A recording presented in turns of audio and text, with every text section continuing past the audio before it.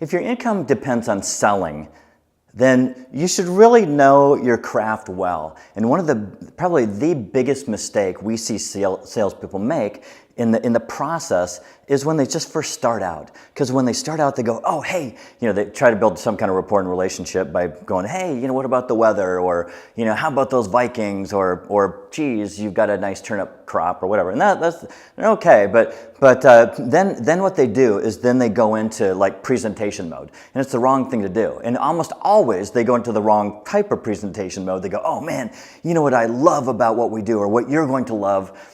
So if they think they know what I'm going to love, they're a freaking psychic. They don't know what I want. And so there's a better way to go about it before you ever launch into this, before you ever tell them what they want, is finding out what they want.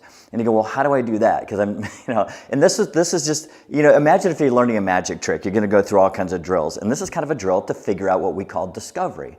So at first it's like, hey, introduction, right? Hey, how you doing, blah, blah, blah, blah. And then you launch into discovery. This should be like your first 5, maybe 10 minutes of conversation with somebody, is understanding them and their business and where they want to go.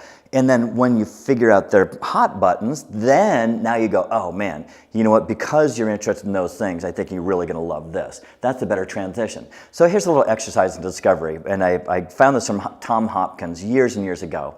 And it's an exercise in what he calls leading. And it's a card trick. And I don't have any cards on me, but let's say, imagine you've got cards.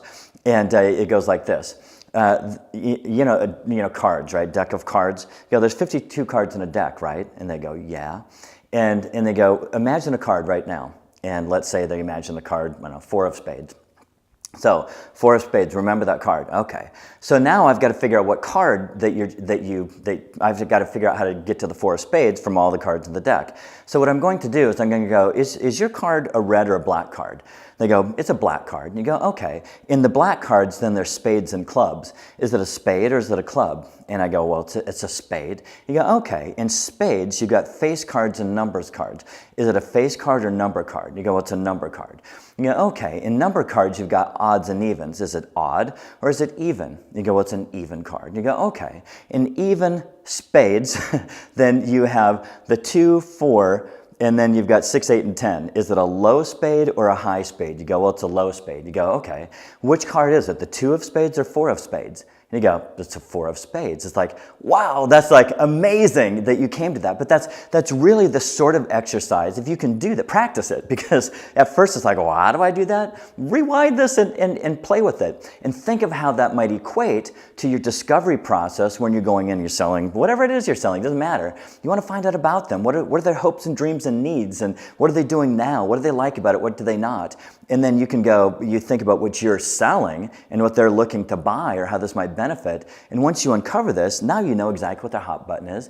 And I don't want to call it, you know how to sell them. You know how to address their need so they're more likely to buy. That's leading. Thanks to Tom Hopkins. See you soon.